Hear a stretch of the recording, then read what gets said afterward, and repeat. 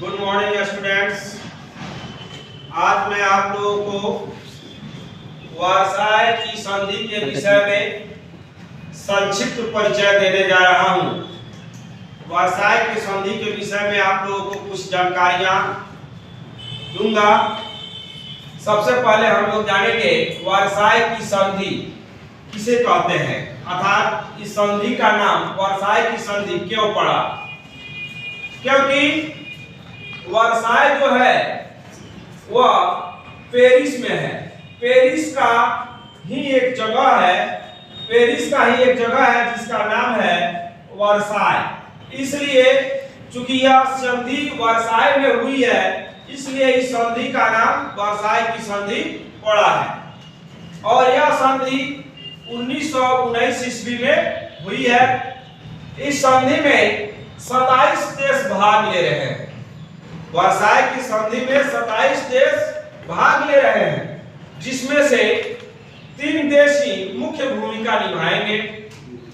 America, France और Britain, यही 3 देश हैं।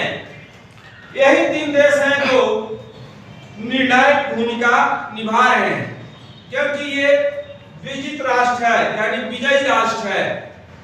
अमेरिका के वुडरो विल्सन, फ्रांस के जॉर्ज क्लेमेंसू और ब्रिटेन के लॉयड जॉर्ज हैं। ये लोग ही वर्साय की संधि में एक महत्वपूर्ण भूमिका निभाएंगे। आगे हम लोग देखेंगे कि वर्साय के संधि को आरोपित संधि भी कहा जाता है। आखिर क्यों कहा जाता है? क्योंकि जर्मनी जो है इस पर बहुत सी शर्तें लगाई गई और बहुत से शर्तों को मानने के लिए इसे बाध्य किया गया। और जर्मनी पर जो है कि इस युद्ध की सारी जिम्मेदारी सौंप दी गई कि जो युद्ध हुआ है, प्रथम विश्व युद्ध, इसका जो कारण है वह जर्मनी है। जर्मनी के ही कारण यह युद्ध हुआ है, ऐसा कहकर इसके ऊपर युद्ध की जिम्मेदारी दी गई। इसलिए इस युद्ध में जितना भी हर्जाना हुआ, उसकी क्षतिपूर्ति के लिए इस पर बहुत ही भारी रकम का राशि का भार सौंपा गया। यानी जर्मनी को 6 अरब 10 करोड़ पाउंड की राशि जो है देनी पड़ी। और जर्मनी के ऊपर इसके कोयले के खान पर 15 वर्षों तक फ्रांस का शासन होगा। फ्रांस जो है जर्मनी के कोयले के खान पर 15 वर्षों तक अपना आधिपत्य करेगा, वहां से अपना कोयला ले जाएगा। इसके बाद जर्मनी के जो उपनिवेश थे, जो कभी ये जैसे अल्सास है, लॉरेन है, इस फ्रांस को दे दिया गया। डेनमार्क, बेल्जियम, पोलैंड, चेकोस्लोवाकिया, इस सबको स्वतंत्र कर दिया गया। ऑस्ट्रिया और हंगरी ये भी बांट दिए गए और इन दोनों को स्वतंत्र राष्ट्र घोषित कर दिया गया।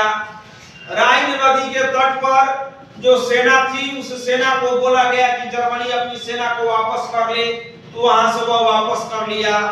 और जर्मनी को कहा गया कि वह 1 लाख से अधिक थल सेना नहीं रख सकता है। 1 लाख तक इसकी सेना को सीमित कर दिया गया। उसके बाद वह वायु सेना और जल सेना भी नहीं रख सकता है। इसलिए इसे आरोपित संधि के नाम से जाना गया।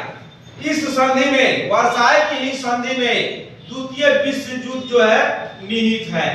यानी वर्साय की संधि में ही द्वितीय विश्व युद्ध का बीज निहित है।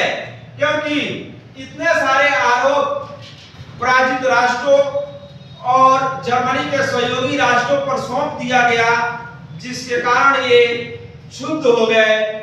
और उसके बाद जर्मनी जो है राष्ट्र संघ से बोला कि आप जो है जितना नियम है, जो शर्त है, वो सभी देशों पर लागू कीजिए, सभी देशों पर लागू कीजिए। अगर सभी देश आपकी बात को नहीं मानते हैं तो मैं भी आपका बात नहीं मानूंगा। और जर्मनी आगे चलकर राष्ट्र संघ से अलग हो जाता है और वहां पर हिटलर का उदय होता है और वह जो है कि सेकेंड वर्ल्ड वॉर कराने के लिए भी जिम्मेदार हो जाता है। तो आज हम लोगों ने बस इतना ही जाना कि वर्साई की संधि क्या है और वर्साई की संधि में कितने देशों ने भाग लिया और कौन कौन से देश मुख्य भूमिका निभाए और जर्मनी पर किस किस देशों का जो उपनिवेश था उस सबको विजित राष्ट्रों ने आपस में कैसे बांट लिया। तो आज के लिए बस इतना ही। नेक्स्ट हम लोग इसके बारे में अगले वीडियो में जानकारी प्राप्त करेंगे। तब तक के लिए आप सभी को धन्यवाद।